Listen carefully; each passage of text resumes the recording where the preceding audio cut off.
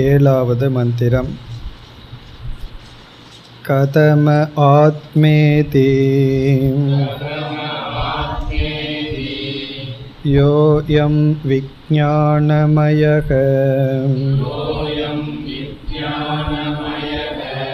பிராணேஷு கிருத்யந்தர்ஜோதிஹி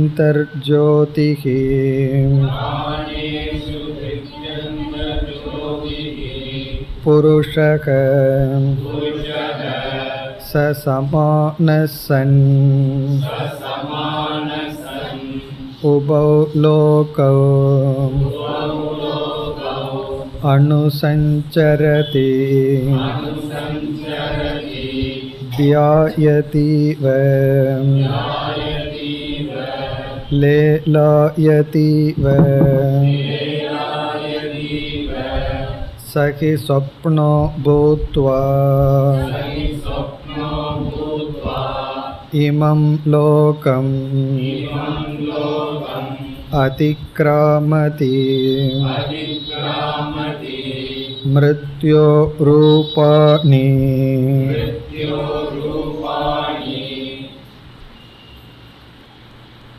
ஆத்மா ஜோதிஹி என்று கூறியதற்கு பிறகு கதம ஆத்மா, ஆத்மாவினுடைய சொரூபம் என்ன என்று மீண்டும் கேள்வி கேட்கப்பட்டது. அதனுடைய பதிலை நாம் பார்த்து கொண்டு வருகின்றோம். ஆத்மா அல்லது ஆத்மாவினுடைய சொரூபம் என்ன என்ற கேள்விக்கு சுருக்கமான பதிலாக நாம் பார்த்தது புருஷக ஜோதிஹி, அறிவு சொரூபமான எல்லையற்ற பூர்ணமான ஒரு தத்துவம். அதுதான் நேரடியான பதில். பிறகு இந்த பூர்ணமான ஜோதி சொரூபமானது விளக்கப்படுகின்றது. எப்படியெல்லாம் இந்த ஆத்மா தன்னை வெளிப்படுத்தி கொண்டுள்ளது, எந்தெந்த அடையாளங்களை கொண்டு இந்த ஆத்மாவினுடைய சைத்தன்யம் என்கின்ற தன்மையையும் சத்தியம் என்கின்ற தன்மையெல்லாம் அறிய முடியும். அதை இப்பொழுது பார்த்து கொண்டு வருகின்றோம். யோயம் விஞ்ஞானமயக, விஞ்ஞானமயக என்ற சொல்லுக்கு புத்தியின் மூலம் அறியப்படுவது என்று பார்த்தோம். பிராணேஷு 10 இந்திரியங்கள், 5 விதமான பிராணன் இதற்கு அருகில் இருக்கின்றது. அதை நம்ம பார்த்தோம். பாஷாணே விருக்ஷக, பாறையில் இருக்கின்ற மரம் என்றால் பாறைக்கு அருகில் இருக்கின்ற மரம். அதிலிருந்து அருகில் இருக்கின்றது என்றால் இந்த இந்திரியங்களுக்கு வேறுபட்டு இருக்கின்றது. ஹிருதி அந்தக, ஹிருதயத்திற்குள் ஒவ்வொரு எண்ணங்களுக்குள்ளும் அது சைத்தன்ய சொரூபமாக விளங்குகிறது. பிறகு சக சமானக சன், புத்தியோடு சேர்ந்த காரணத்தினால் உபௌ லோகௌ அனுசஞ்சரதி, 2 லோகத்திற்குள் சென்று வருகின்றான். அனுசஞ்சரதினா ஒரு லோகத்தை விட்டு இனியொரு லோகம் என்று சஞ்சரிக்கின்றான். இப்போ உண்மையிலேயே சஞ்சரிப்பது புத்தி, ஆனால் புத்தியினுடைய சம்பந்தத்தினால் ஆத்மாவும் சஞ்சரிப்பது போல் தெரிகின்றது. இந்த 2 லோகம் என்பதற்கு பூலோகம், பிறகு இறந்ததற்கு பிறகு அடையப்படுகின்ற எந்த ஒரு லோகம், அல்லது ஜாக்ரத் சொப்பனம் என்று எது வேண்டுமானாலும் பொருள் கொள்ளலாம். இதை வர பார்த்து முடித்து பிறகு அடுத்த 2 சொல்லுக்கு வந்தோம். தியாயதி இவ லேலாயதி இவ. இந்த 2 சொற்களும் மிக மிக முக்கியம், மிக மிக பிரசித்தியான சொல் என்று பார்த்தோம். மித்தியா என்ற கருத்துக்கு உபனிஷத் இங்கு பயன்படுத்திய சொல் இவ. சென்ற வகுப்பில் பார்த்தோம். இவ என்ற சொல் மித்தியா என்பதை குறிக்கின்றது. எப்பொழுது இவ என்ற சொல்லை பயன்படுத்துவோம்? இவ என்றால் போல என்று பொருள். எப்பொழுது அதை பயன்படுத்துவோம்? எந்த ஒன்று நம்முடைய அனுபவத்துக்கு அங்கு இருந்து ஆனால் உண்மையிலேயே இல்லையோ அப்பொழுதுதான் இவ என்று சொல்வோம். ஒருவருடைய வீட்டுக்கு செல்கின்றோம். மிக அழகான ஒரு மலர் இருக்கின்றது, ரோஜா மலர். அந்த ரோஜா மலர் ரொம்ப ஃப்ரெஷ்ஷாக இருக்குது. காரணம் என்ன என்றால் அதில் மேல் நீர்த்துளிகள் எல்லாம் இருக்குது. இப்பொழுதுதான் பறித்து கொண்டு வந்தது போல இருக்கு. நம்ம தொட்டு பார்த்த உடனே தெரிகிறது அது பிளாஸ்டிக். அந்த நீர்த்துளியும் கூட பிளாஸ்டிக்கில் பண்ணி வச்சுருக்கான். அந்த மாதிரி நேச்சுரலாக இருக்கும். உடனே நம்ம என்ன பிரயோகம் செய்வோம், இது மலரை போல இருந்தது, ரோஜாவை போல என்ற வார்த்தையை பயன்படுத்துகின்றோம். அப்படின்னா என்ன அர்த்தம், ரோஜா மலர் அனுபவம் அங்கு இருக்கின்றது, ஆனால் உண்மையில் அங்கு இருக்கிறது ரோஜா மலர் அல்ல, பிளாஸ்டிக் பொருள், வேறு ஒரு பொருள். ஆனால் ரோஜாவை போல் தெரிகிறது. அந்த அர்த்தத்தில் இங்கு இவ என்ற சொல் பயன்படுத்தப்பட்டுள்ளது. நம்முடைய அனைத்து விவகாரத்தையும் நாம் இரண்டாக பிரிக்கின்றோம். ஒன்று தியாயதி என்ற சொல்லில் குறிப்பிடப்பட்ட, அதாவது பிரமாதா, பிரமாணம், பிரமேயம் என்று மூன்றும் சேர்ந்து நடைபெறுகின்ற சூக்ஷ்ம சரீர பிரதான விவகாரம். அதைத்தான் நம்ம ஞான விவகாரம்னு சொல்கிறோம். ஞான விவகாரம்னா அறிதல், அதற்கு உட்பட்ட செயல். அதற்கு இந்த மூன்று முக்கிய பங்கு வகிக்கின்றது. அதாவது அறிபவன், பிரமாணம் அறிய உதவும் கருவி, பிரமேயம் அறியப்படும் பொருள். இதைத்தான் திரிபுட்டின்னு சொல்கிறோம். இந்த அனைத்து ஞான விவகாரமும் தியாயதி என்ற சொல்லால் குறிப்பிடப்பட்டுள்ளது. பிறகு அடுத்ததாக கர்ம விவகாரம், ஸ்தூல சரீர பிரதான விவகாரம். அதில் கர்த்தா, செயல் செய்பவன், நம்மிடம் உள்ள கர்மேந்திரியங்கள், கரணங்கள். பிறகு ஏதாவது ஒரு பர்பஸ், காரணம் இருக்க வேண்டும். ஒருவன் ஒரு செயலில் ஈடுபடுகின்றான் என்றால் அதற்கு ஒரு மோட்டிவேஷன் இருக்கணும். இந்த லட்சியத்திற்காக இங்கு செல்ல வேண்டும், இதை செய்ய வேண்டும் என்று ஒரு லட்சியம் இருக்க வேண்டும், ஒரு ஆப்ஜெக்ட் இருக்க வேண்டும். இதெல்லாம் கர்ம விவகாரம்னு சொல்கிறோம். இந்த கர்ம விவகாரமானது லேலாயதி என்ற சொல்லால் குறிப்பிடப்பட்டுள்ளது. இப்போ தியாயதி, லேலாயதி என்றால் ஒரு ஜீவன் ஞான விவகாரம், கர்ம விவகாரம் செய்கின்றான். உண்மையில் அந்த விவகாரம் செய்வது யார் என்றால் சூக்ஷ்ம சரீரமும் ஸ்தூல சரீரமும். அந்த ஸ்தூல சரீர பிரதானமாக சில இந்திரியங்கள், சூக்ஷ்ம சரீர பிரதானமான ஞானேந்திரியங்கள். உண்மையில் ஷரீரங்கள் செயல்படும் பொழுது, நான் என்ற சொல்லுக்கு நாம் பொருள் கொள்ளும் பொழுது, நான் ஆத்மா இந்த உடலினுடைய செயலுக்கு காரணம் என்று சொல்ல வேண்டும். ஆனால் இந்த ஆத்ம தத்துவம் தெரியாததனால் நானே தியாயதி, நானே லேலாயதி, அகம் தியாயாமி, நானே தியானம் செய்கின்றேன், அதாவது ஞானம் விவகாரம் செய்கின்றேன், நானே கர்ம விவகாரம் செய்கின்றேன் என்று அந்த அகம் என்ற தத்துவத்தில் தியான கர்ம விவகாரமானது பார்க்கப்படுகிறது, அனுபவிக்கப்படுகிறது. அதுதான் இவ என்ற சொல். தியாயதி இவ என்றால் சக, அந்த ஜீவன் உண்மையிலேயே ஆத்மஸ்வரூபமானவன் ஞான விவகாரம் செய்வது போல் நம்முடைய அனுபவத்தில் இருக்கின்றது. லேலாயதி இவ சக, அந்த ஜீவன் கர்ம விவகாரம் செய்வது போல் நம்முடைய அனுபவத்தில் இருக்கின்றது. ஆனால் உண்மையில் அவன் கர்ம விவகாரமும் செய்யவில்லை, ஞான விவகாரமும் செய்யவில்லை. இப்போ இந்த இரண்டு சொற்கள் தான் ஆத்மா சத்தியம், அனைத்து விவகாரமும் சரீரம், இந்த உலகம் எல்லாம் மித்தியா என்பதற்கு ஒரு முக்கியமான பிரமாணம். என்ன, பலர் உபனிஷத்தில் எங்கே மித்தியாங்கிற வார்த்தை இருக்குது காட்டுங்கள் அப்படின்னு கேட்கிறார்கள். ஏனோ உபனிஷத்தில் அந்த வார்த்தை இல்லாமல் போயிடுது. நேரடியாக மித்தியாங்கிற வார்த்தை எங்கே இருந்தது?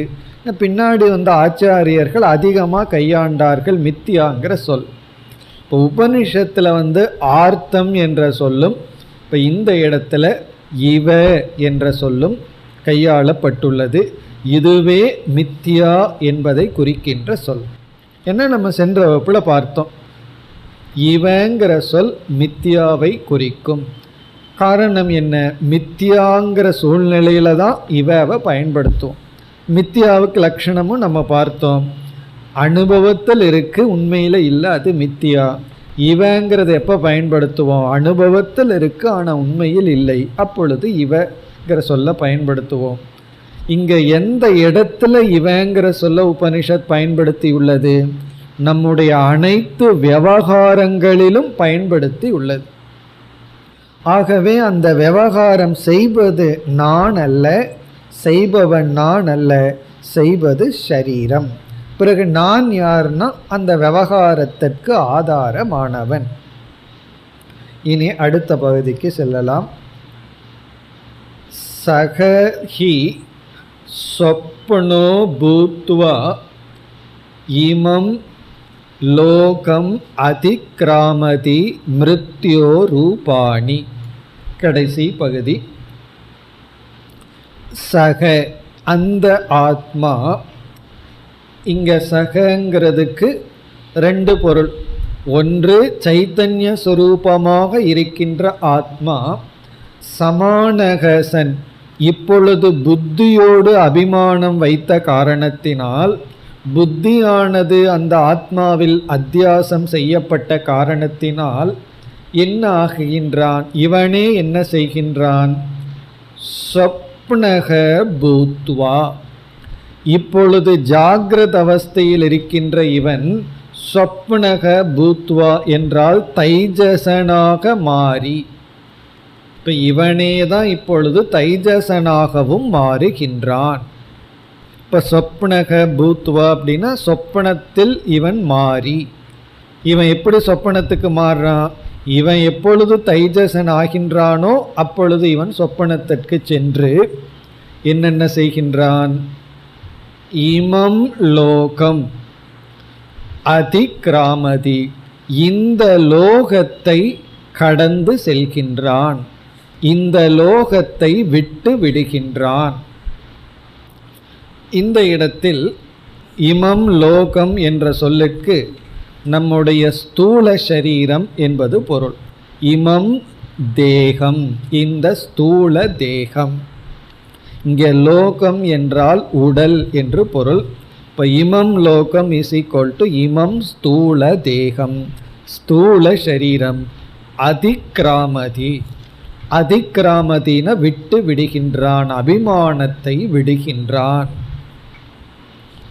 இங்கு என்ன சொல்லப்படுகிறது என்றால், இந்த ஸ்தூல சரீரத்தில் இவன் அபிமானத்தை விட்டு சூக்ஷ்ம சரீரத்தில் அபிமானம் செய்யும் பொழுது இவனுக்கு சொப்பன அனுபவம் வருகின்றது. ஆகவே ஒரு ஜீவனுக்கு அல்லது ஆத்மாவுக்கு சொப்பன அனுபவம் வர சரீரம் காரணம், ஜாகிரத அனுபவம் வர சரீரம் காரணம். ஷரீர நிமித்தமாகத்தான் இந்த அனுபவமே தவிர ஷரீரங்களெல்லாம் இல்லை என்றால் இவனுக்கு எந்த அனுபவமும் கிடையாது. வெறும் ஞான சொரூபியாக மட்டும் இருப்பான். இப்போ இதில் என்ன கருத்து சொல்லப்படுகிறது என்றால், இந்த ஸ்தூல சரீரத்தை விடும் பொழுது இவனுக்கு புதிய உலகம், ஸ்தூல சரீரத்தில் அபிமானம் வைக்கும் பொழுது இந்த உலகம் என்று அபிமான நிமித்தமாகத்தான் இந்த சம்சாரங்கள். அதுதான் இங்கு சாரம். இதே கருத்து மீண்டும் விளக்கப்பட இருக்கின்றது.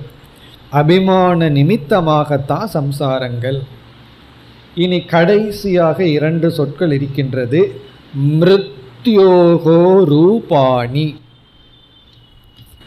மிருத்யுவினுடைய ரூபம்.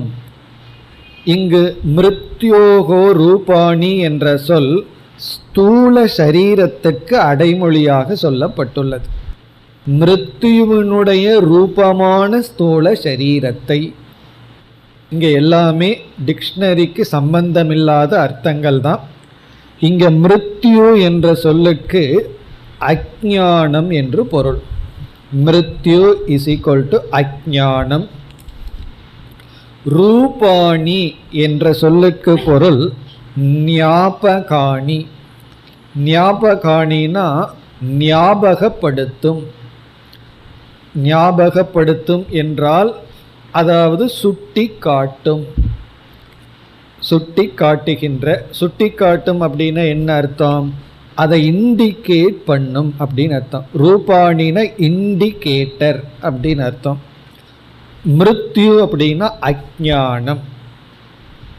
கடைசியா என்ன பொருள் என்றால், நம்முடைய ஸ்தூல சரீரம் நம்முடைய அஜ்ஞானத்தை இண்டிகேட் பண்ணுதான், நம்முடைய அஜ்ஞானத்தை காட்டி கொடுக்கிறது. எப்படி என்றால், ஒருவர் ஒரு 5-6 பேர் பேசிக்கொண்டு இருக்கிறார்கள். அதில் ஒருவர் மௌனமாக பேசாமையே இருக்கார். மீதி இருப்பவர்களுக்கெல்லாம் ஒரு பெரிய ஞானி என்னவோ அமைதியாக இருக்கார்னு நினைக்கிறார்கள். பிறகு பேச ஆரம்பிக்கிறார். அப்போ தெரியுது அவர் யாழ் ஆறு. அப்போ என்ன ஆகுது? அவருடைய பேச்சு அவருடைய பக்குவத்தை இண்டிகேட் பண்ணுது. அவர் பேசின உடனே தெரிஞ்சு போச்சு. எப்படி வேணாலும் இருக்கலாம். பேசின உடனே இவங்க நினச்சபடி ஒரு பெரிய ஞானியாம் இருக்கலாம், அல்லது பேசாத வரைக்கும் அவரை பற்றி என்னமோ நினச்சிட்டு இருந்தேன், பேச ஆரம்பித்தார், புரிஞ்சு போச்சு அவர் யார், அவருடைய லெவல் புரிஞ்சு போச்சுன்னு நம்ம அனுபவத்தில் சொல்கிறோம்.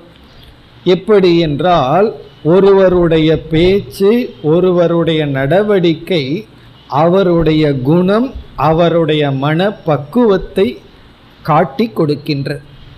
ஆகவே இங்கு ரூபாணினா காட்டி கொடுக்கும் கருவி. மிருத்யு அப்படின்னா அஜ்ஞானம். நம்முடைய ஸ்தூல சரீரம் நம்முடைய அஜ்ஞானத்தை காட்டி கொடுக்கும் கருவி. ஏன்னா அஜ்ஞானம் இருக்கிறதுனால தான் இந்த ஸ்தூல சரீரமே வந்திருக்கான்.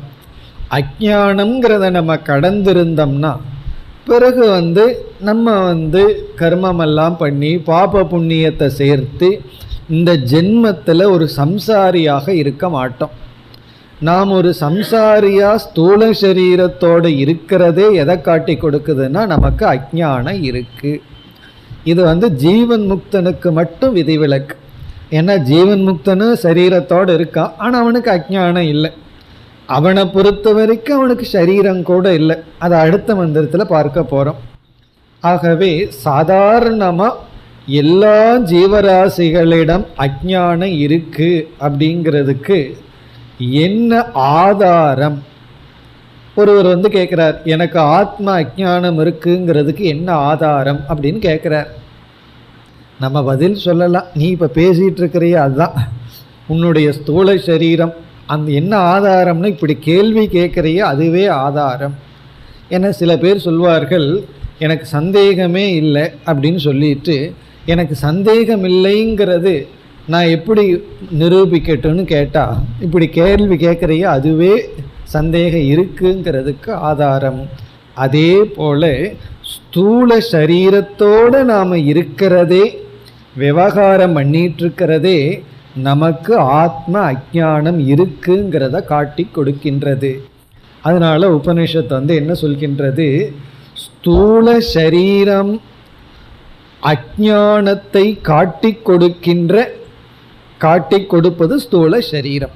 இப்போ அஜ்ஞானத்தை காட்டி கொடுக்கின்ற ஸ்தூல சரீரத்தில் அபிமானத்தை விட்டு இவன் சூக்ஷ்ம பிரபஞ்சத்தை அனுபவிக்கின்றான். இதனுடைய விளக்கமெல்லாம் உபனிஷத்தை செய்ய போகிறதுனால நம்ம அங்கே பார்க்க போகிறோம். அடுத்த மந்திரம், அதற்கு அடுத்த மந்திரமெல்லாம் இந்த கருத்தெல்லாம் விளக்கப்பட இருக்கின்றது.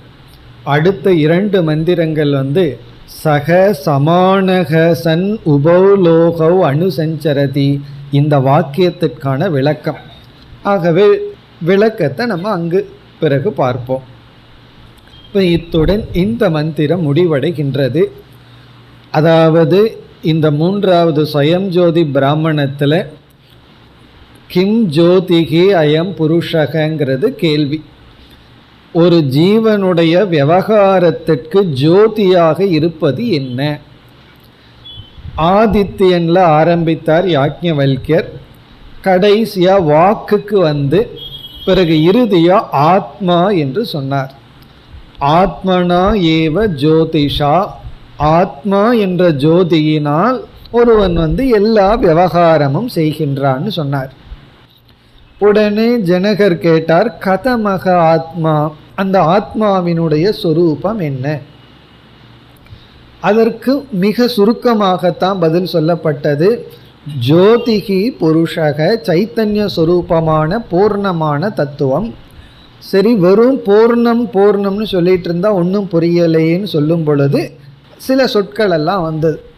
எங்கு நம்ம ஏற்கனவே ஆத்மான்னு நினைச்சோமோ அந்த சொற்களை எல்லாம் சொல்லி, பிராணேஷு, இந்திரியங்கள், ஸ்தூல சரீரம் போன்ற இடங்களையெல்லாம் குறிப்பிட்டு அதற்கு பக்கத்தில் இருக்குன்னு சொல்லி, ஆகவே அது அல்ல என்று சொல்லப்பட்டு, இந்த ஆத்மாதான் புத்திங்கிற ஒன்று அல்லது சூக்ஷ்ம சரீரம் தானாக எடுத்துக்கொள்ளும் பொழுது, அத்தியாசம் வரும் பொழுது சொப்பன லோகத்தை அனுபவிக்கின்றது, இகலோக பரலோகத்திற்கு சென்று வருகிறது. ஆனால் இப்படியெல்லாம் இருக்கிறது சத்தியமா என்றால், இவ தியாயதி லேலாயதி இவ என்று சுருக்கமாக விளக்கப்பட்டது. இனி வருகின்ற மந்திரங்களெல்லாம் குறிப்பாக சொப்பனத்தை எடுத்துக்கொண்டு மேலும் இந்த ஆத்ம தத்துவம் விளக்கப்பட இருக்கின்றது. நம்ம 8வது மந்திரத்திற்கு செல்ல வேண்டும். அதற்கு முன் இந்த இடத்தில் சங்கரர் ஒரு விசாரத்தை செய்கின்றார். அந்த விசாரத்தை இப்பொழுது பார்ப்போம். இப்போ நம்ம அடுத்த மந்திரத்திற்கு செல்வதற்கு முன் சங்கரர் செய்கின்ற விசாரம், ஆகவே பாஷ்யத்திற்கு செல்கின்றோம். இங்கு எங்கு ஏன் விசாரம், எந்த இடத்தில் விசாரம் செய்கின்றார் என்றால், தியாயதி இவ என்ற சொல்லில் இந்த ஆத்மா தியான விவகாரம் செய்வது போல் நமக்கு தெரிகிறது. அதாவது ஞான விவகாரம் செய்வது போல் நமக்கு தெரிகிறது அப்படின்னு உபனிஷத் சொல்லிவிட்டது. அதிலிருந்து நம்ம என்ன முடிவுக்கு வர்றோம்? ஆகவே ஆத்மா அறிகின்ற அறிவு அல்ல, அறிவு சொரூபம், நித்திய நிர்விகார ஞான சொரூபம். இது நம்முடைய சித்தாந்தம். நித்தியம் அழியாத, நிர்விகார மாற்றத்தை அடையாத ஞான சொரூபம். இது நம்முடைய சித்தாந்தம். சித்தாந்தம்னா நம்முடைய முடிவு. ஆனால் பௌத்த மதத்தில், புத்த மதத்தை சார்ந்த ஒரு சில கொள்கைகளில் க்ஷணிக விஞ்ஞானந்தான் ஆத்மான்னு சொல்கிறார்கள். அவர்களுடைய சித்தாந்தம் க்ஷணிக விஞ்ஞானம், நம்முடைய சித்தாந்தம் நித்திய நிர்விகார விஞ்ஞானம். ஆகவே இந்த இடத்துல பௌத்த மதத்தை எடுத்துக்கொண்டு இந்த க்ஷணிக விஞ்ஞானம் ஆத்மா அல்ல என்று இப்பொழுது நிலைநாட்டுகின்றார். ஆகவே நம்ம பௌத்த மத விசாரத்திற்கு செல்கின்றோம். இந்த புத்த மதத்தை சேர்ந்தவர்களெல்லாம் சாதாரண ஆட்கள் அல்ல, ஆழ்ந்து சிந்திப்பார்கள். சிந்திச்சு கடைசியில் தப்பான முடிவுக்கு வருவார்கள். சில பேர் ரொம்ப யோசித்து கடைசியில் தப்பான முடிவு எடுப்பார்கள். பிஸ்னஸில் ஏதாவது இது வாங்கலாமா, அது பண்ணலாமா, இதை பண்ணலாமா, அதை பண்ணலாமான்னு சொல்லி நல்லா யோசித்து பார்த்து கடைசியில் ராங் ப்ராடக்டை சூஸ் பண்ணுவார்கள். சில பேர் அந்த காலத்தில் வீட்டுக்குள்ளே போகும்பொழுது தாழ்வாரம் கீழே இருக்கும், முன் ஜாகிரதையாக ரொம்ப தூரத்துக்கு முன்னாடியே குமிஞ்சுவார்கள். கரெக்டாக அந்த இடத்துல போய் எந்திரிக்கிறது. கொஞ்சம் முன்னாடி குனிந்தால் உள்ளே போய் எழுந்திருப்போம். ரொம்ப முன்ஜாக்கிரதையாக இருக்கணுன்ட்டு போய், அதே போல தான் இந்த பௌத்தவாதிகளும் ஓவராக யோசித்தாலும் ப்ராப்ளம். அப்படி அவர்கள் அதிகமாக சிந்தித்து கடைசியில் என்ன முடிவுக்கு வந்தாங்கன்னா, ஒவ்வொரு க்ஷணமும் நம்மளுடைய மனதில் தோன்றி தோன்றி மறைகின்ற ஞானம் இருக்கே, அதுதான் ஆத்மானு முடிவு செய்துள்ளார்கள். அது ரொம்ப பிரசித்தமாக அந்த காலத்தில் இருந்ததுனால சங்கரர் அதிக முயற்சி எடுத்து அது தவறு அப்படின்னு காட்டுகின்றார். புத்தர் இந்த கருத்தை சொன்னாரான்னு ஒரு கேள்வி கேட்டால் அது நமக்கு தெரியாது. புத்தர் எது ஆத்மா, நீங்கள் எதை உணர்ந்தீர்கள்ங்கிற கேள்விக்கு அவர் சொன்ன பதில் மௌனம். பேசாமல் இருந்துட்டார். பேசாமல் இருந்ததனுடைய விளைவு எத்தனையோ மதங்கள் உருவாகின. புத்தருக்கு பிறகு 18 மதங்கள் உருவாகின. இதுதான் புத்தர் சொன்னார், இதைத்தான் புத்தர் சொன்னார்னு சிஷ்ய கோடிகள் எல்லாம் ஒரு குருவை வச்சுட்டு எங்கள் குரு இதைத்தான் சொன்னார்னு சிஷ்யர்களுக்குள்ள பெரிய மதம் வந்தது. கடைசியாக நின்ற மதம் 4 மதங்கள் தான் நின்றது கடைசியாக. அதெல்லாம் நம்ம பிரம்மசூத்திரத்தினுடைய அறிமுகத்தில் மிக தெளிவாக பார்க்கலாம். இங்கே ரொம்ப சுருக்கமாக பார்ப்போம். அதில் வைபாஷிக மதம் அப்படின்னு முதல் மதம், வைபாஷிக மதம். இரண்டாவது சௌத்ரந்திக மதம், இரண்டாவது சௌத்ரந்திக மதம். இந்த 2 மதமும் சேர்ந்து, மதம்னா கொள்கை, சேர்ந்து ஹீனயானம் என்று அழைக்கப்படுகிறது. இந்த 2ஐயும் சேர்ந்து ஹீனயானம்னு சொல்கிறோம். வைபாஷிக மதம், சௌத்ரந்திக மதம் சேர்ந்து ஹீனயானம். மூன்றாவது யோகாச்சார மதம், யோகாச்சார மதம். நான்காவது மாத்தியமிக மதம், மாத்தியமிக மதம். இந்த 4வதான மாத்தியமிக மதத்தை தான் சூன்யவாதம் அப்படின்னு சொல்கிறோம். சூன்யவாதம். இந்த 2, 3, 4 இந்த 2 மகாயானம் அப்படின்னு பெயர். ஆகவே இந்த 4ஐயும் 2 பண்ணிடலாம். ஹீனயானம் மகாயானம்ங்கிறது. இவைகளெல்லாம் இன்றைக்கி புஸ்தகத்தில் தான் இருக்குது. இப்படி யாரும் பின்பற்றுவதில்லை. இப்போ இருக்கிற ஜெனரேஷனில் புத்திசம் அப்படிங்கிறது ஒன்று தான் இருக்குது. ஒவ்வொரு செட் பீப்புள், ஒவ்வொருவரும் ஒவ்வொரு விதமான கருத்துடன் இருக்கிறார்கள். இப்போல்லாம் மேக்சிமம் புத்திஸ்டெல்லாம் என்ன சொல்ல இருக்கிறார்கள்னு சொன்னால், வேதாந்தத்தில் சொல்கிற பிரம்மத்தை தான் நாங்கள் சூன்யம்னு சொல்கிறோம், வேதாந்தத்தில் சொல்கிற சைத்தன்யத்தை தான் க்ஷணிக விஞ்ஞானவாதம்னு சொல்கிறோம்னு சொல்ல ஆரம்பித்து விட்டார்கள். ஆகவே இந்த பூர்வபக்ஷமெல்லாம் நம்முடைய புத்தியை கொஞ்சம் கூர்மைப்படுத்திக்கிறதுக்கு அவ்வளவுதான், ரொம்ப முக்கியத்துவம் இல்லை. அதனால் பூர்வபக்ஷம் புரியணுங்கிற அவசியம் கிடையாது, பூர்வபக்ஷியே புரியலைன்னா சித்தாந்தம் புரியணுங்கிற அவசியம் கிடையாது. இருந்தாலும் புத்தியை தேற்றுறதுக்காக நம்ம சுருக்கமாக பார்ப்போம். இந்த இடத்துல சங்கரர் ரொம்ப விஸ்தாரமாக பாஷ்யம் எழுதியிருக்கார். ரொம்ப டீப்பாக நம்ம போக வேண்டாம். சுருக்கமாக இப்படித்தான் விசாரம் நடக்கிறது, ஒரு தவறான கருத்தை தவறுன்னு எப்படி புரிந்து கொள்ள வேண்டும்ங்கிறதுக்காக மட்டும் இப்பொழுது பார்ப்போம். இப்போ இவர்களுடைய கருத்து என்ன அப்படின்னா, இந்த 4 மதத்தில் சப்ஜெக்ட் ஆப்ஜெக்ட்னு 2ஆக பிரிச்சிடறோம்.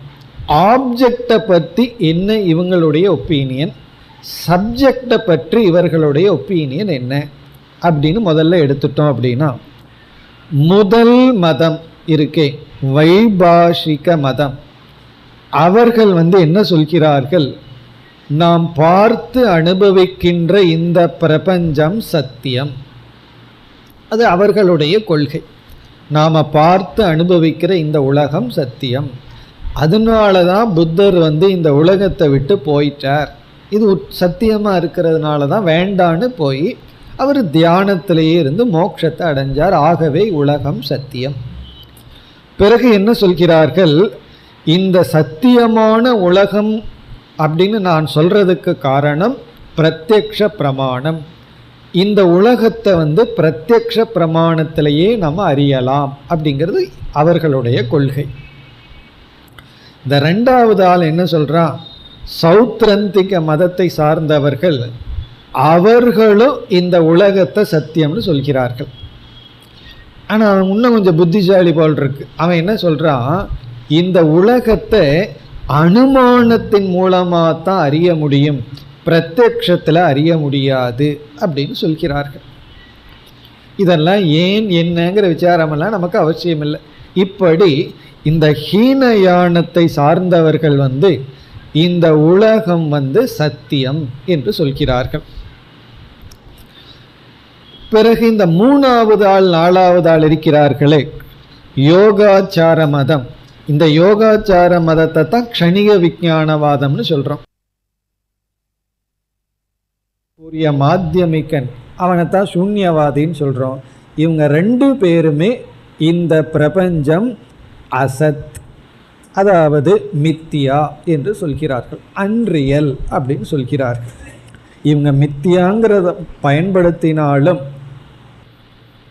நம்ம வேதாந்தத்தில் சொல்ற மாதிரி அவங்க மித்தியான்னு புரிஞ்சுக்கல, பொய், அன்ரியல், அசத் அப்படின்னு சொல்கிறார்கள். இது அனுபவத்தில் இருக்கு ஆனால் உண்மை அல்லன்னு சொல்லி விடுகிறார்கள். இவ்விதம் ஆப்ஜெக்டை பற்றிய வியூ என்ன அப்படின்னா, முதல் 2 ஆட்கள் உலகம் உண்மைங்கிறார்கள், அதாவது வெளி விஷயங்கள் உண்மை. கடைசி 2 பேர் அல்லது மகாயானம் அசத்தியம் அப்படின்னு சொல்கிறார்கள். இது நமக்கு முக்கியம் இல்லை, ஏன்னா நம்ம இப்போ ஆப்ஜெக்டை பற்றிய விசாரத்தில் இல்லை, சப்ஜெக்டை பற்றி தான் இப்பொழுது நமக்கு டிஸ்கஷன். ஏன்னா நம்ம இங்கே லேலாயதி தியாயதிங்கிற வார்த்தையை எடுத்துட்டு அதற்கு சங்கரர் விளக்கம் எழுதியிருக்கார். சப்ஜெக்டை பற்றி வரும்பொழுது முதல் 3 வாதிகளும் வைபாஷிக மதம், சௌத்ரந்திக மதம், யோகாச்சார மதம், இந்த 3 பேருமே சப்ஜெக்ட் க்ஷணிக விஞ்ஞானம் என்று சொல்கிறார்கள். அதாவது க்ஷணிக விஞ்ஞானம்தான் உண்மை என்று சொல்கிறார்கள். இந்த கடைசி ஆள் இருக்கானே சூன்யவாதி, அவனிடத்துல சங்கரர் பேசுறதே இல்லை. காரணம் என்ன, அவன் தான் எதுவுமே இல்லைன்னு சொல்றானே. அவன் சப்ஜெக்டும் கிடையாது, ஆப்ஜெக்டும் கிடையாது, எது உண்மைனா சூன்யம், அதுதான் உண்மை அப்படின்னு சொல்றான். இந்த சூன்யவாதிகிட்ட ஆர்கியூ பண்றது ரொம்ப சுலபம். காரணம் என்ன தெரியுமோ, அவங்கிட்ட கேட்குறோம் எது உண்மை அப்படின்னா எதுவுமே கிடையாது, எல்லாமே சூன்யம்ங்கிறான்.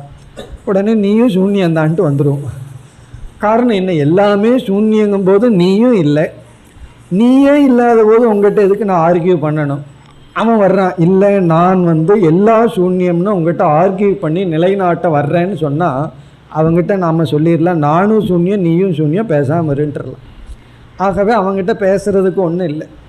இந்த முதல் 3 வாதிகள் சப்ஜெக்டை பற்றி பேசும் பொழுது தான் தியாயதி இவங்கிற இடத்துல அவங்க என்ன சொல்கிறாங்க, அந்த இவ வேண்டாம் அப்படிங்கிறாங்க.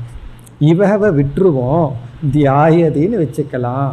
உண்மையிலேயே நம்ம தியானம்தான் பண்ணுறோம், ஞான விவகாரம் பண்ணுறோம் அப்படின்னு அவன் சொல்கிறான். அதனால சங்கரர் எடுத்துட்டு இப்பொழுது நிலைநாட்டுகிறார்கள்.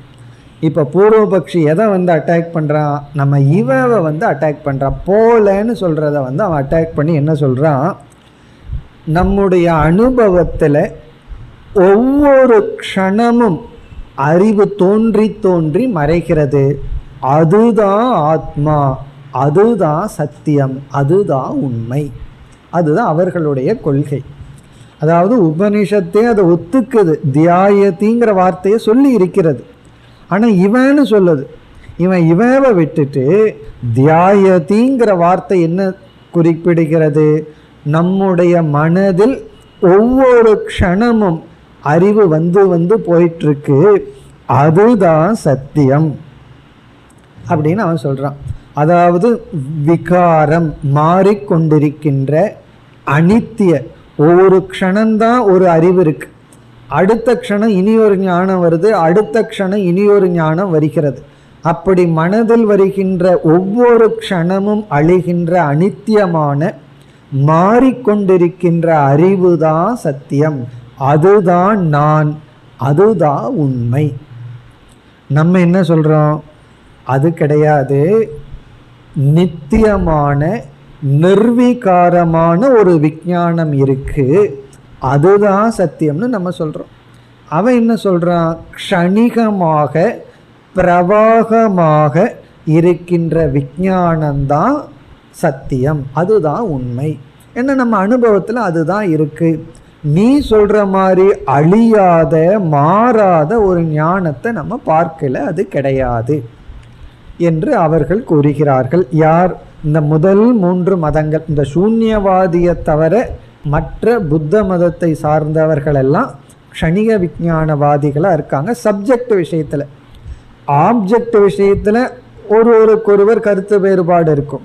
சப்ஜெக்ட் விஷயத்தில் எது நான்கிற கேள்விக்கு பதில் சொல்லும் பொழுது சூன்யவாதியை தவிர மீதி எல்லாம் க்ஷணிக விஞ்ஞானத்தை தான் சொல்கிறார்கள். அதனால தான் சங்கரர் க்ஷணிக விஞ்ஞானவாதத்தை நீக்குவதற்கு அதிக முயற்சி எடுத்து கொண்டார். சூன்யவாதிகிட்ட வரும்போது பல இடங்களில் ஒரே ஒரு வார்த்தையில் முடிச்சிருவார். சூன்யவாதியான உன்னிடத்துல நான் பேச விரும்பலை, அதுக்கு அவர் சொல்கிற ஒரே பதில் சர்வ பிரமாண விரோதம். எல்லா பிரமாணத்துக்கும் நீ சொல்கிற கருத்து விரோதமாக இருக்குது, அதனால் உங்கள்கிட்ட நான் என்ன பேசி என்ன பிரயோஜனம் அப்படின்னு விட்டுருவார். இந்த இடத்துல தான் நம்முடைய பிரத்யக்ஷம் சில சமயங்களில் அனுமான பிரமாணம் க்ஷணிக விஞ்ஞானந்தான் சத்தியமாக இருக்கிறது போல தெரிகிறது. ஆகவே ஒரு குழப்பம் நமக்கு வந்துள்ளது. ஏன்னா நம்முடைய அனுபவத்திலையும் நம்ம மனதில் வர்ற ஒவ்வொரு எண்ணங்கள் அது நான் சிந்தித்த எண்ணம், அது என்னுடையது, அதுவே நான்கிறதா நம்ம வாழ்ந்து கொண்டு வருகின்றோம். ஆகவே அதை கொஞ்சம் நம்ம நீக்கி ஆக வேண்டும். அப்படி நீக்குனா நமக்கு என்ன பிரயோஜனம் கிடைக்கும் என்றால், மனதில் ஓடுகின்ற எண்ணத்திற்கும் எனக்கும் சம்பந்தமில்லைங்கிற ஞானம் கிடைக்கும். இப்போ ஒவ்வொரு எண்ணமும் என்னை துன்பப்படுத்துகிறது. ஏன்? அந்த எண்ணம் நான் ஒன்றாகி இருக்கின்றேன். ஏதோ ஒரு நியூஸ் நமக்கு வருது, சந்தோஷமாக வீட்டில் உட்கார்ந்துட்டு இருக்கும்போது திடீர்னு ஒரு நியூஸ் வருது, யாரோ ஒரு உறவினர் இறந்து விட்டார்கள், அவங்கள நம்ம ரொம்ப நேசிக்கிறோம். அந்த எண்ணம் மனசில் வந்த உடனே நமக்கு ஏன் துக்கம் வருது? அந்த மனதில் தோன்றுகின்ற எண்ணத்துக்கும் எனக்கும் சம்பந்தம் இருக்கிறதுனால. ஒரு கால் எண்ணம் வருது, ஆனால் அந்த எண்ணத்துக்கு எனக்கும் சம்பந்தம் இல்லை, நான் அந்த எண்ணத்தை பார்ப்பவன்னு சொன்னால் பிறகு ஒரு துக்கமும் வராது. மனசில் எத்தனையோ எண்ணங்களோடு நான் அதை வேடிக்கை பார்த்துட்ருக்கேன், அப்படி ஆயிடுவோம். ஆனால் அவ்விதம் இல்லை. ஏன்னா ஒவ்வொரு க்ஷணத்தில் வருகின்ற எண்ணமும் என்னை பாதிப்பதனால் என்ன தெரிகிறதுனா, இப்பொழுது நாம் க்ஷணிக விஞ்ஞானியாக இருக்கின்றோம். அந்த க்ஷணத்தில் வர்ற எண்ணமும் நாமும் கலந்திருக்கின்றோம். ஆகவே சங்கரர் அதிக முயற்சி எடுத்து மனதில் ஓடுகின்ற எண்ணங்கள் வேறு, நீ வேறு என்று நிலைநாட்டுகிறார். இப்போ இந்த வாதத்திற்குள்ளே போக போகிறோம். பூர்வபக்ஷி சும்மா இருக்க மாட்டான், அவன் நல்ல சிந்திப்பவன். இந்த புத்த மதத்தை சார்ந்தவர்களெல்லாம் சும்மா இருப்பவர்கள் அல்ல, ஆழ்ந்து சிந்திப்பவர்கள், கடும் தவம் செய்பவர்கள். ஆகவே அவன் சிந்தித்து அவன் ஒரு அனுமானம் கொடுக்குறான். நம்ம அதற்கு பதில் சொல்லணும். இப்போல்லாம் நம்ம அனுமானத்தில் தான் இருப்போம். எல்லாமே தர்க்க ரீதியாக தான் விசாரம் நடக்கும். காரணம் என்னவென்றால், அவன் ஸ்ருதியை ஏற்றுக்கொள்வதில்லை. உபனிஷத் இப்படி சொல்லியிருக்குன்னா உபனிஷத் சொல்கிறத நான் கேட்டாத்தேனன்னு சொல்லிடுவான். எனக்கு தர்க்க ரீதியாக பதில் சொல்லு, நான் தர்க்கத்தில் பேசிகிட்டு இருக்கேன், நீயும் தர்க்கத்தில் பேசுன்னு சொல்லுவான். ஆகவே இப்பொழுது அவர்களுடைய கருத்தை அவர்களுடைய மொழியிலேயே தான் நம்ம நீக்கி ஆகணும். இப்போ உபனிஷத்தை எல்லாம் விட்டுட்டு அவன் ஒரு அனுமானத்தை சொல்லுவான், நம்ம வேறொரு அனுமானம் போட்டு அது தவறுன்னு சொல்லி நம்ம அனுமான ரீதியாகவே விசாரம் செய்ய போகிறோம். அதனால் என்னென்னா கொஞ்சம் புத்தியை தீட்டி பார்க்கணும். இல்லை அப்படின்னா நமக்கு இந்த அனுமானமெல்லாம் கொஞ்சம் புரியாமல் போகும். நாமளும் அனுமான வாக்கியம், பக்ஷம், சாத்தியம் நல்லா ரொம்ப டீப்பாக போகாமல் அந்த அனுமானத்தையே எளிமையாக பார்ப்போம். இனி அவனுடைய கருத்து, அவனோட ஒரு கருத்துக்கு வர்றான். அவன் என்ன சொல்கிறான்? க்ஷணிக விஞ்ஞானந்தான் ஆத்மா. ஆத்மான்னு என்ன அர்த்தம்? அதுதான் அல்டிமேட்னு அர்த்தம். அதற்கு மேலே ஒன்றும் கிடையாது. நீ சொல்லிக் கொண்டிருக்கின்ற நித்திய நிர்விகார விஞ்ஞானம் கிடையாது, க்ஷணிக விஞ்ஞானம்தான் மெய்ப்பொருள். அதுக்கு அவனுடைய அனுமானம் என்ன? அவன் சொல்றான், புத்தி, நம்முடைய புத்தி இருக்கு, அது சுவ இதர பாசகவதி. புத்திஹி சுவ இதர பாசகவதி. சமஸ்கிருதம் தெரியாமே இது புரிஞ்சிடும். புத்தி என்பது சுவ தன்னையும் இதர மற்ற பொருள்களையும் பாசகவதி விளக்குவது, விளக்கி கொண்டிருக்கின்றது. புத்தியில் இருக்கிற க்ஷணிக விஞ்ஞானம் அது தன்னையும் விளக்குகிறது, மற்றதையும் விளக்குகின்றது.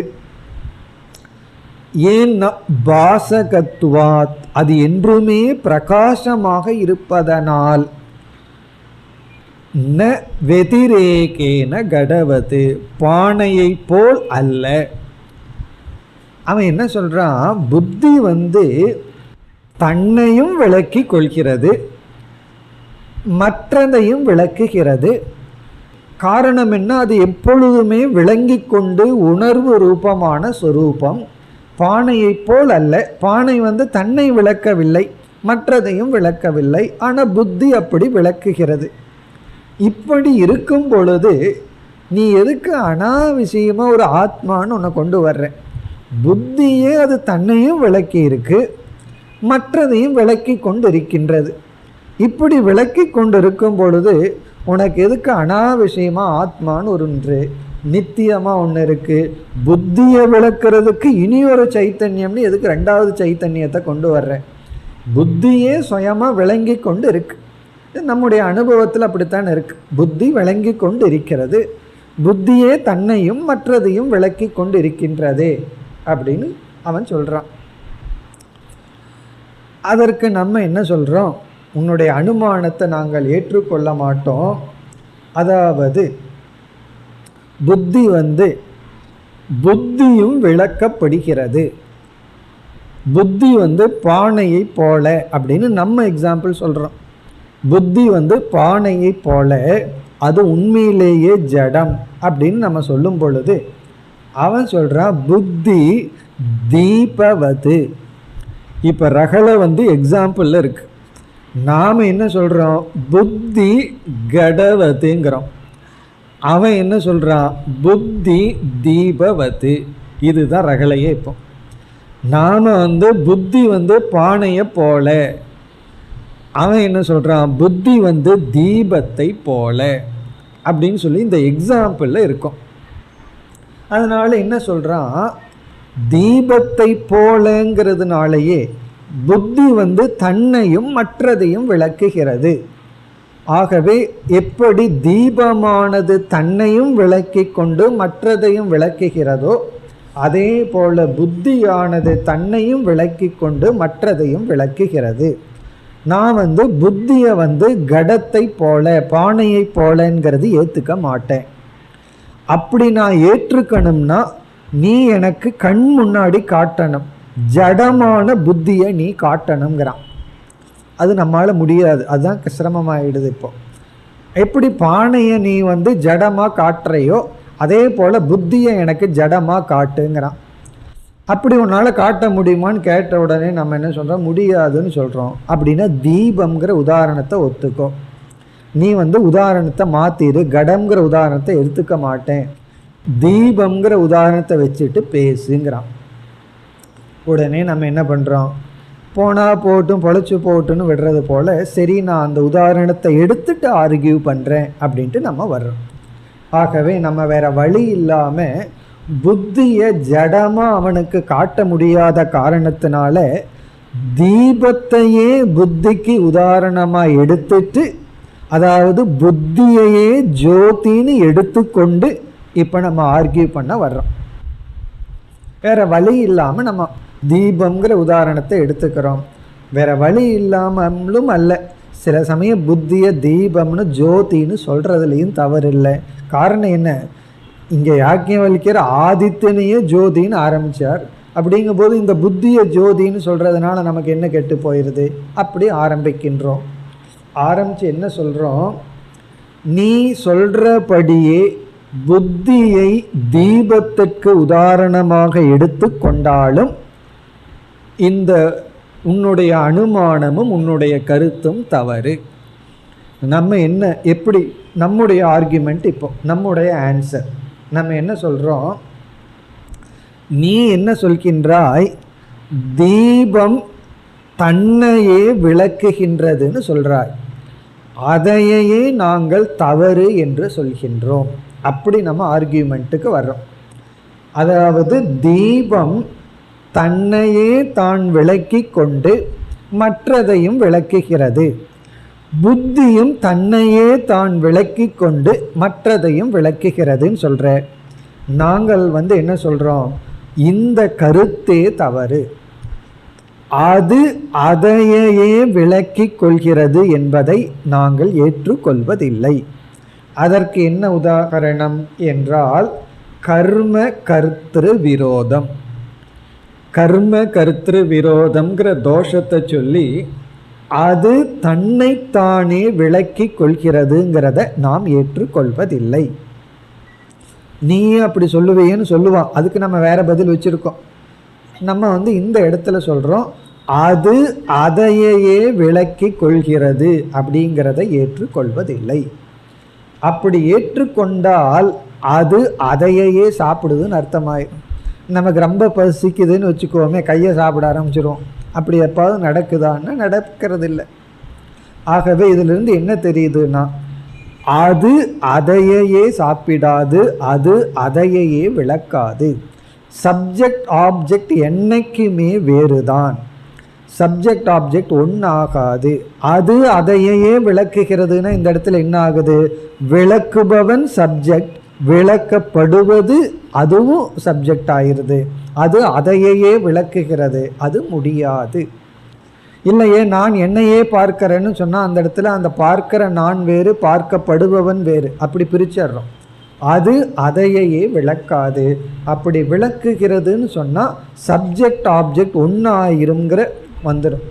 இந்த லாவை சொன்ன உடனே அவனால் ஒன்றும் பேச முடியாது. ஏன்னா பல இடத்துல இவனே இந்த லாவை பயன்படுத்தி இருக்கான். வேறு சில தத்துவத்தை அவன் விளக்கும் பொழுது கர்ம கர்த்திர விரோதம் வரக்கூடாதுன்னு அவனே சொல்லி வச்சுருக்கான். அதாவது சப்ஜெக்ட் ஆப்ஜெக்ட் ஒன்றாக இருக்க முடியாதுன்னு அவனே சொல்லியிருக்கான். அதனால தான் அவன் ஆப்ஜெக்டை பற்றி என்னுடைய கருத்து, சப்ஜெக்டை பற்றி என்னுடைய கருத்துன்னு விளக்கி சொல்லி உள்ளான்.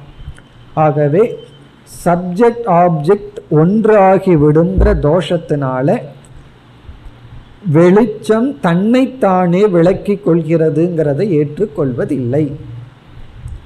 இனி இரண்டாவது ரொம்ப சூக்ஷ்மமான ஆர்குமெண்ட் சங்கரர் கொடுக்கிறார்.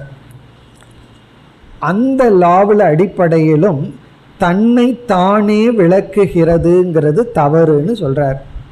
இப்போ நம்ம எதை நீக்கிட்டு இருக்கோம் அப்படின்னு சொன்னால் அதை கொஞ்சம் புரிஞ்சுக்கணும். இப்போ எதை நம்ம நிராகரிச்சிட்ருக்கோம் அப்படின்னா தன்னைத்தானே விளக்குகிறதுங்கிறது தவறுன்னு சொல்லி காட்டிகிட்டு இருக்கோம். இதை நிரூபிச்சிட்டோம் அப்படின்னா இவன் புத்தி தன்னைத்தானே விளக்குகிறதுன்னு சொல்ல முடியாது. அதுக்கு அவன் லைட்டை எடுத்திருக்கான், அந்த லைட்டை வச்சுட்டே நம்ம சொல்கிறோம். இப்போ இரண்டாவது ஆர்குமெண்ட் என்னன்னா, எப்பொழுது அது விளக்குகிறது அப்படின்னு சொல்கிறோமோ அப்பொழுது ஒரு நியமம் இருந்தாக வேண்டும். அது விளக்குகிறதுன்னு சொல்லும் பொழுதே அது விளக்காமல் இருந்த நேரம் ஒன்று இருக்கணும். அப்பொழுதுதான் அது விளக்குகின்றது அப்படின்னு சொல்ல முடியும். உதாரணமாக அவன் பேசுகின்றான் அப்படின்னு எப்போ சொல்ல முடியும்? எப்பொழுதாவது அவன் பேசாமல் இருந்திருக்கணும், அப்பொழுதுதான் இப்போ பேசுகிறான்னு சொல்ல முடியும். சூரியன் உதிக்கிறதுன்னு எப்போ நம்மளால் சொல்ல முடியுது? அது இரவு நேரத்தில் அது உதிக்காமல் இருந்திருக்கு, அதனால விவகாரத்தில் உதிக்குதுன்னு சொல்கிறோம். ஆகவே ஒன்று செய்கிறது அப்படின்னு எப்போ சொல்ல முடியும் என்றால் அதை அது செய்யாமல் இருந்திருந்தால் தான் அது செய்கிறதுன்னு சொல்ல முடியும். அது செய்யாமல் இருந்திருந்தால் ஒரு காலத்தில் அது செய்கிறது அப்படிங்கிறத சொல்ல முடியும். எப்பொழுதுமே செஞ்சு கொண்டிருக்கிறத அதை செய்யுது அப்படின்னு சொல்ல முடியாது, சொல்ல வேண்டிய அவசியமும் இல்லை. இப்போ ஒருவனை பார்த்து அவன் மூச்சு விடுறான் அப்படின்னு சொல்லவே கூடாது. காரணம் என்ன? அவன் எப்பாவது மூச்சு விடாமல் இருந்தானா, கொஞ்ச நேரம் அடக்கி வச்சிருக்கிறது வேற. இப்போல்லாம் அவன் மூச்சு விட்டுட்டு இருக்கான்னு சொல்லவே கூடாது. காரணம் என்ன? கொஞ்ச நாளைக்கு முன்னாடி மூச்சு விடாமல் இருந்துட்டு இருந்தானா என்ன சொல்லலாம்? இப்போல்லாம் அவன் பேசிகிட்டு இருக்கான், இப்போ அவன் பேசுறது இல்லைன்னு சொல்லலாம். ஆகவே விளக்குகிறது அப்படின்னு சொன்னாவே ஒரு காலத்தில் விளக்காமல் இருந்தால் தான் விளக்குகிறதுன்னு சொல்லி ஆக வேண்டும். நீ என்ன சொல்கிற? ஜோதியானது தன்னைத்தான் விளக்குகிறதுன்னு சொல்லும் பொழுது, ஜோதி ஒரு காலத்தில் தன்னைத்தான் விளக்காமல் இருந்திருக்க வேண்டும், இப்பொழுது விளக்க வேண்டும். அப்பொழுதுதான் நீ அதை சொல்ல முடியும், இப்பொழுது அது தன்னை விளக்குகிறது. அதுக்கு இங்கே என்ன சொல்றார்? ஆவிருத அனாவிருத விசேஷம் இருந்தால்தான் சொல்ல முடியும்னு சங்கரர் சொல்றார். ஆவிருத்தம் அனாவிருத்தம் என்றால் அது விளக்கப்படாமல் இருந்து பிறகு விளக்கப்பட்டிருக்கின்ற சூழ்நிலை வந்தாதான் நீ இந்த மாதிரி எல்லாம் சொல்ல முடியும். லைட் விளக்குது, லைட் விளக்கவில்லை அப்படியெல்லாம் சொல்ல முடியும். ஆனால் அப்படியெல்லாம் சொல்ல முடியாது உன்னால. தீபம் புத்தி தன்னைத்தான் விளக்குகிறதுன்னு சொல்லும் பொழுது ஒரு காலத்துல விளக்காமல் இருந்து இப்பொழுது விளக்கு இருக்கிறதுங்கிற பேதமெல்லாம் புத்தியில பார்க்கல.